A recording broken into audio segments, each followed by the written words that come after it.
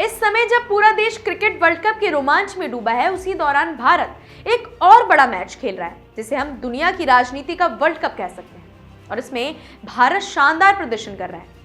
प्रधानमंत्री नरेंद्र मोदी के नेतृत्व में भारत आज आत्मविश्वास के साथ आगे बढ़ रहा है और अमेरिका, रशिया, यूरोप और फ्रांस जैसे बड़े देशों के साथ मजबूत रिश्ते बना रहा है। खास बात यह है कि भारत किसी एक देश पर निर्भर नहीं है, बल्कि सबके साथ संतुलन बनाकर चलता है।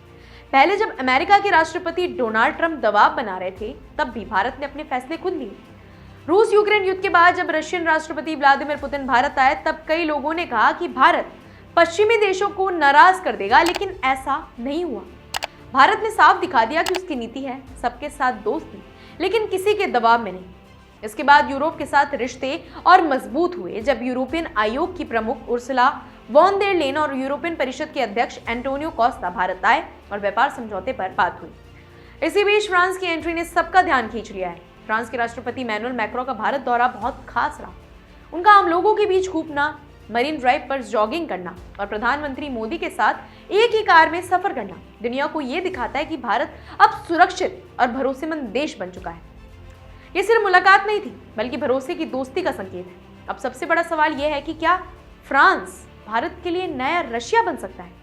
पहले रशिया भारत का सबसे बड़ा रक्षा साथी था, लेकिन अब स्थिति बदल रही है। कई रिसर्च के अनुसार रशिया की हिस्सेदारी कम हो रही है और फ्रांस तेजी से आगे बढ़ रहा है। आने वाले समय में राफेल जैसे सौदों के बाद फ्रांस भारत का सबसे बड़ा डिफेंस पार्टनर बन सकता है। मुंबई की बैठक में H-125 हेलीकॉप्टर बनाने की योजना भी इसी का उदाहरण है, जिसे एयरबस और टाटा एडवांस सिस्टम लिमिटेड मिलकर भारत में बनाएंगे। यह हेलीकॉप्टर ऊंचे पहाड़ों और आपदा के समय बहुत काम आएगा और दूसरे देशों को भी बेचा जाएगा। लेकिन भारत और फ्रांस की दोस्ती सिर्फ हथियारों तक सीमित नहीं है।